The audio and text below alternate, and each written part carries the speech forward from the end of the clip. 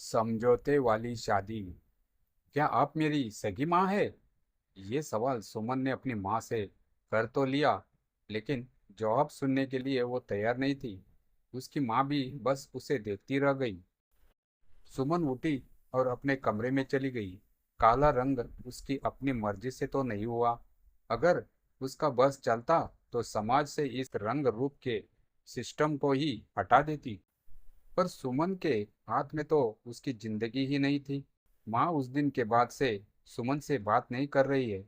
पिताजी हमेशा की तरह मौन। सुमन का दुख सिर्फ उसका भाई देख पा रहा है।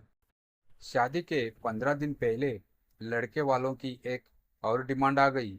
दहेज के सामान के अलावा अब तिलक में लड़के को 1 लाख रुपए और एक सोने की चैन भी चढ़ानी है।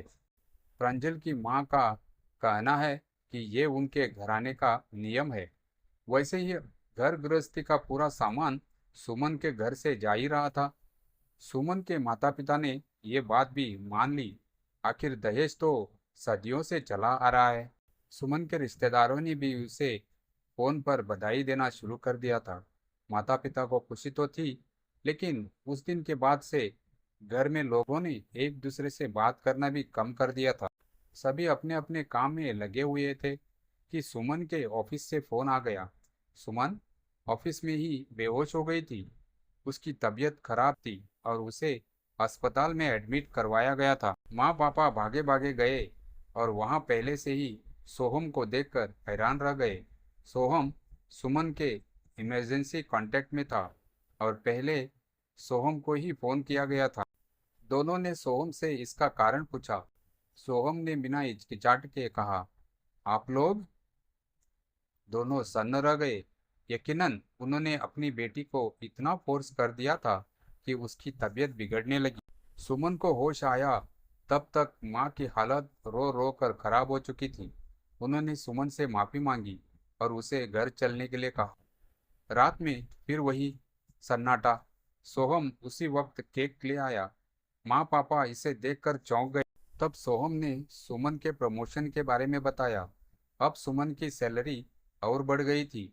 प्रांजल का रिश्ता ना होता तो सुमन हंसी खुशी इस वक्त को एंजॉय करती। इतने में प्रांजल की माँ का फिर फोन आया। इस बार एक अजीब सी फरमाइश। इस बार वो चाहती थी कि सुमन की माँ उन्हें ये वादा करे कि सुमन के शरीर पर कोई और दाग नहीं है। कोई और दाग? इससे उनका क्या मतलब है? सुमन के पिताजी ने पूछा। माँ ने कुछ नहीं कहा और आंखों में आंसू भर लिए। मेरे काले रंग के अलावा कोई और दाग नहीं है? बस यही तो जानना चाहती है वो। शायद यह भी सामाजिक कारणों से ही होगा। सुमन ने पिताजी को कहा। हाँ, आपको एक बात और बता दूं। इस बार मेरी सैलरी प्रांजल की सैलरी से 3 गुना हो गई है। सुमन ने कहा। अब पिताजी को भी लग रहा था कि बेटी की शादी तय करने में उन्होंने बहुत जल्दी कर दी। फिर भी वो कुछ कह नहीं पा रहे थे। दूर दूर के रिश्तेदारों को भी खबर कर दी गई थी। अब शादी को रोकने से बहुत बदनामी होगी। पिताजी ने कहा। आप लोगों को अभी भी बदनामी की पड़ी है? आपको दिख रहा है कि आप दीदी को कितनी बड़ी मुसीबत में ढकेल रहे हैं? फिर भी शायद यही कारण है कि लोगों के घरों की लड़कियां दहेज के लिए मार दी जाती है, या फिर उन्हें जिंदगी भर कुछ ना कुछ सहना पड़ता है। आखिर उनके लिए उनकी बेटियों से ज्यादा जरूरी बदनामी होती है। सोहन ने कहा। छोटा होने के बाद भी सोहम इतना बड़ा कब हो गया? सुमन को पता ही नहीं था। सुमन को इतना जरूर पता था कि उसका भाई उसके साथ है। दीदी, एक बात ध्यान रखना। तुम बोझ नहीं हो। तुम उस जैसे लड़के को डिजर्व नहीं करती जो तुम्हारे गुणों से ज्यादा रूप को देखे। आखिर कहाँ कमी है तुम में? आज ऑफिस में मुझे पता चला कि तुमने अपने बॉस के साथ क्या किया। क्या उतना स्टैंड तुम अपने लिए नहीं ले सकती? सोहम ने सवाल किया और सुमन ने चुपचाप माँ पापा को देखा। वो दोनों अभी भी कुछ नहीं बोल रहे थे। दोनों अपने बच्चों को देख रहे थे और दोनों में से किसी ने सुमन से यह नहीं कहा कि शादी में समझौता ना करे। प्रांजल का फोन फिर से आया। और इस बार उसने सुमन से कुछ ऐसा कह दिया जिसके बाद उसकी सब्र का बांध टूट गया। प्रांजल ने सुमन से कहा, देखो, शादी तो हम अभी कर ही रहे हैं, तो मैं बता देता हूँ कि मुझे थोड़ी गोरी लड़कियां पसंद थी, लेकिन अब तुम हो तो तुम ही सही, बस थोड़ा वजन बढ़ा लो, बाल भी थोड़े लंबे कर लो, कम से कम रंग ना सही, शरीर तो थोड़ा अच्छा दिखने लगेगा। सुमन को लगा कि ये इंसान उसकी कद्र कभी नहीं कर पाएगा। प्रांजल को पता ही नहीं था कि वो किस तरह से सुमन को हर्ट कर रहा है।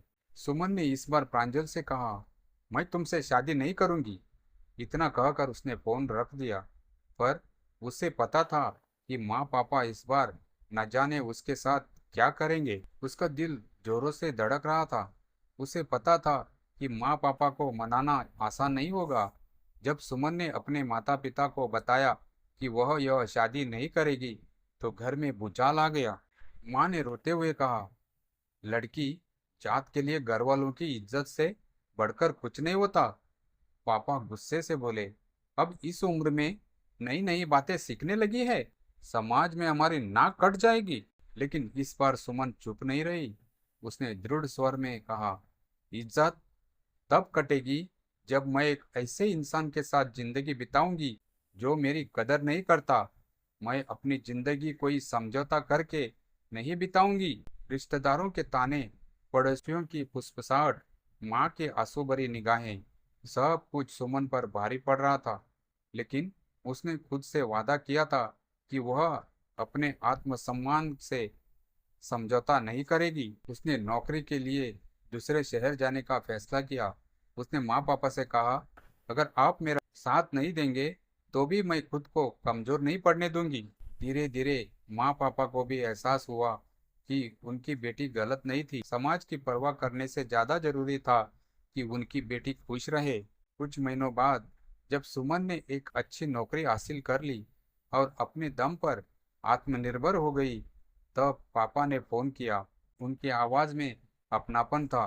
बेटा, हम तुमसे नाराज नहीं है, हमें तुम पर गर्व है। सुमन की आंखों में खुशी के आंसू थे। उसने साबित कर दिया था कि शादी कोई समझौता नहीं, बल्कि दो बराबर इंसानों का रिश्ता होता है। तो दोस्तों, आपको ये कहानी कैसी लगी कमेंट करके ज़रूर बताइए। कहानी अच्छी लगी हो तो प्लीज़ वीडियो को लाइक करें, शेयर करें और हमारे चैनल कहानी कुंज वॉइस को सब्सक्राइब ज़रूर करें। Thank you.